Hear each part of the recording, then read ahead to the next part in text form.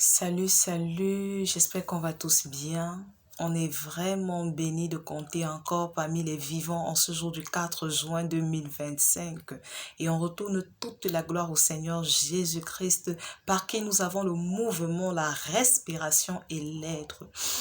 Alors, c'est vraiment curieux de constater combien, avec beaucoup de fierté, nous brandissons le fait que nous sommes tous des pécheurs.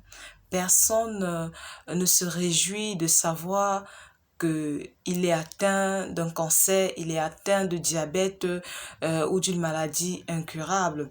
Tout de suite, lorsqu'on a reçu l'information, on prend des dispositions urgentes et rapides. On va voir des patients qui sont mis rapidement sous dialyse, le malade atteint de VIH qu'on place rapidement sous antirétroviraux. On va voir comme ça plein de nouvelles dispositions qui sont mises en place pour lutter contre ces maladies-là. Quoique nous savons que elles n'auront même pas de suite, elles ne disparaîtront pas, mais on lutte quand même, on se met directement dans une position de lutte. Et comment pensons-nous que si nous avons à lutter contre une maladie qui n'a que pour force d'affecter notre corps, à combien plus forte raison pensons-nous pas que nous devons lutter contre le péché qui a pour force d'affecter non seulement notre corps, mais aussi notre âme et notre esprit?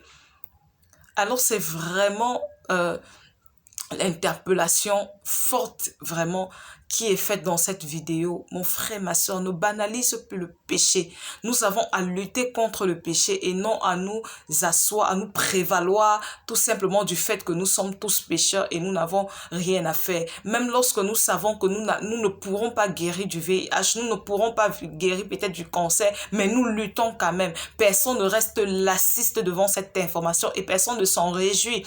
Mais le patient et même toute la famille autour se mettent dans une position de lutte. Voilà.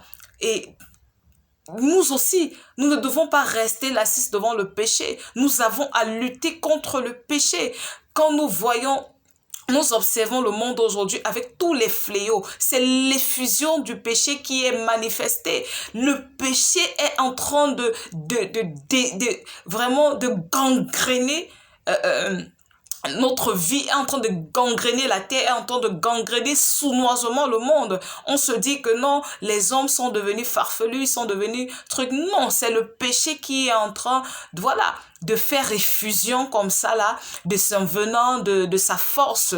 Voilà. Et nous pouvons voir aujourd'hui comment un enfant qui est né, qui est en train de passer son CEP, comme c'est le cas aujourd'hui au Gabon où les enfants sont en train de passer, et peut-être dans d'autres pays où les enfants sont en train de passer leurs épreuves écrites de CEP. Et puis, voilà, vous avez fourni des efforts, les enfants qui sont en train de tracer leur destin. Et puis demain, ils deviennent une abomination. On voit un enfant qui est devenu homosexuel, une femme qui est devenue, vraiment une Jézabel.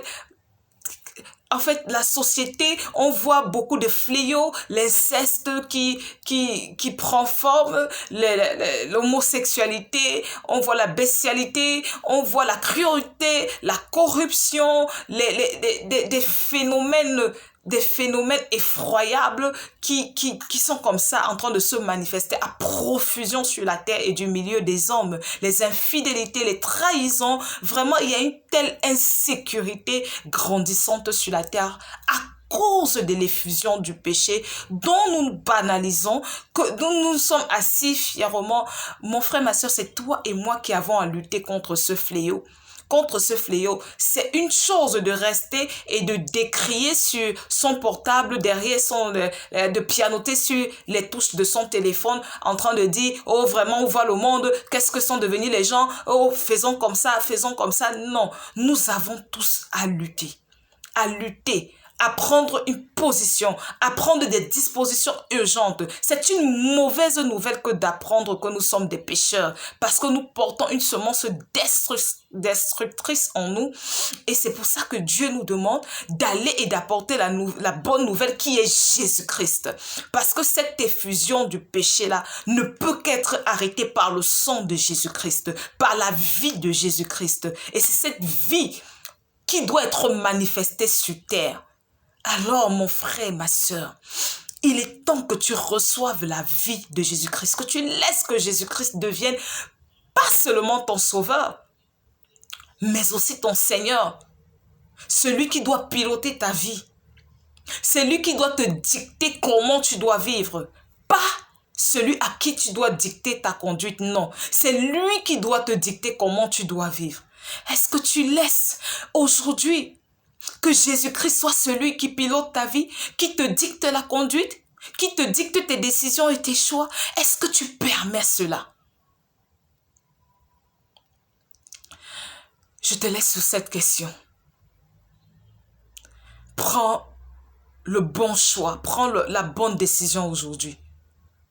Soit tu acceptes d'avoir un Dieu et tu laisses Jésus te conduire, te dicter ta conduite, soit tu décides d'être ton propre Dieu et tu fais comme bon te semble et tu supportes les conséquences de tout ce qui t'arrivera, Mais je te supplie, laisse Dieu te conduire. Laisse Dieu te diriger, t'éclairer, te conseiller. Au nom puissant de Jésus-Christ. Amen.